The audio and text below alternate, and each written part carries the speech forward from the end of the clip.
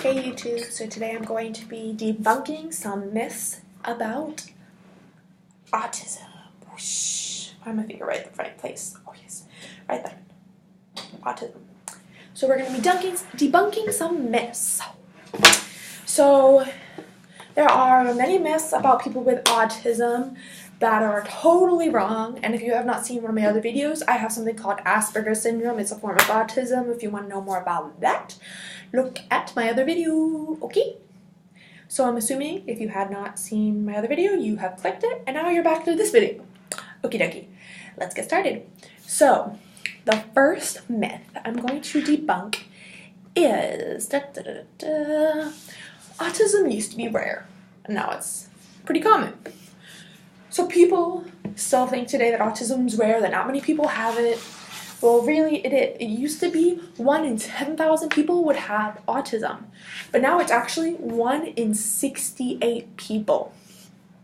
So it's a huge change over the years. The second myth I'm going to debunk is people with autism lack empathy. So,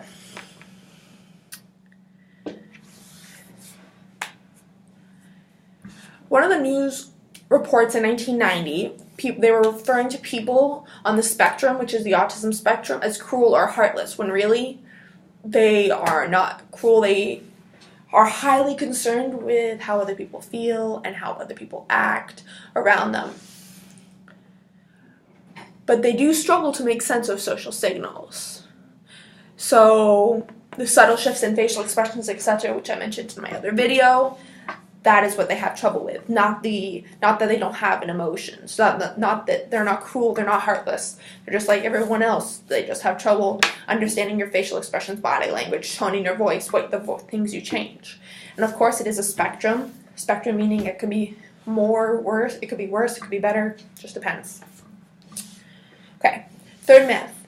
The goal should be to make autistic people indistinguishable from their peers. So with me, I tried my hardest to make myself not noticeable with my peers, just for the purpose of, I used to get bullied a lot as a kid, as I mentioned in one of my other videos, but I decided, when I was younger, I'm not going to let anyone know I have Asperger's. Now, obviously, I'm very proud of who I am. Asperger's is a part of me, just like trying to think of the word, just like when you're saying this is a part of me, how you feel is a part of you, having Asperger's is a part of who I am.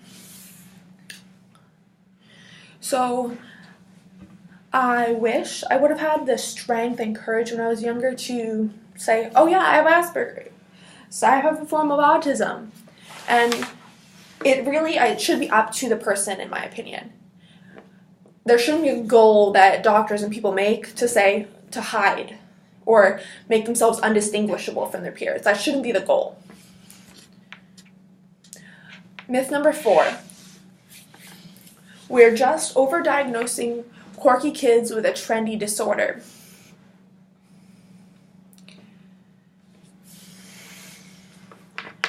So, there's a huge gray area between a person who has autism and a person who does not have autism.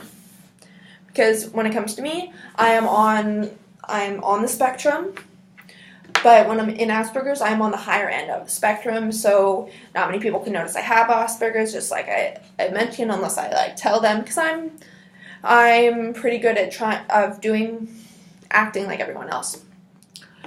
But in Laura Wing's concept of the spectrum is that it shades imperceptibly into the eccentric normality, as she puts it. In other words, every trait is a characteristic that is also possessed by non-autistic people.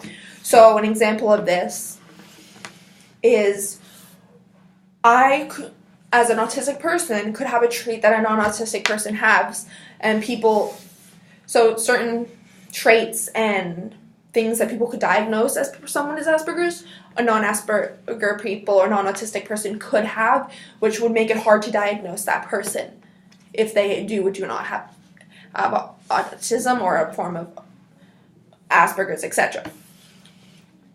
So Another thing, autistic people have a special interest, obsession, a hobby, something that they focus on. They have sensory sensitivities. So some can't stand wearing something like this where it's on their shirt.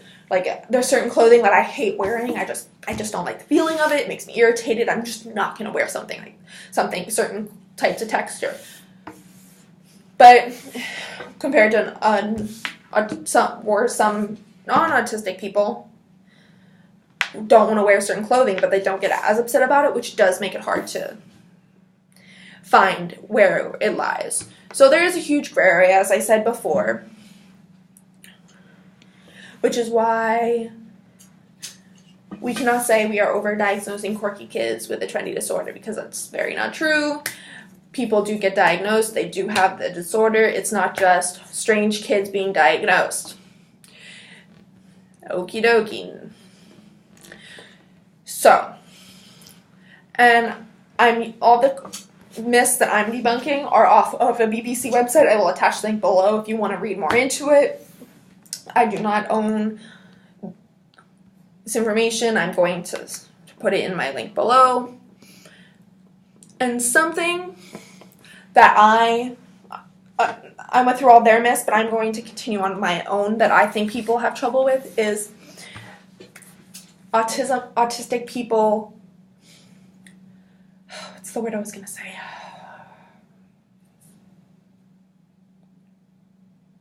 Oh, so some people may think, which I don't think is very fair, but autistic people are stupid. That is something that irks me to such an extent, because some autistic people, yes, they could be a little slower on learning, on getting it, but autism is a huge spectrum, like I've said many times in my other videos before. It's this massive spectrum. So some people could be slower on this end, but someone with Asperger's could be crazy smart. So I know someone who has Asperger's similar to me, who is crazy intelligent, crazy IQ through the roof, super smart. Now, I don't consider myself dumb, but I don't consider myself crazy smart, but I do consider myself somewhat smart.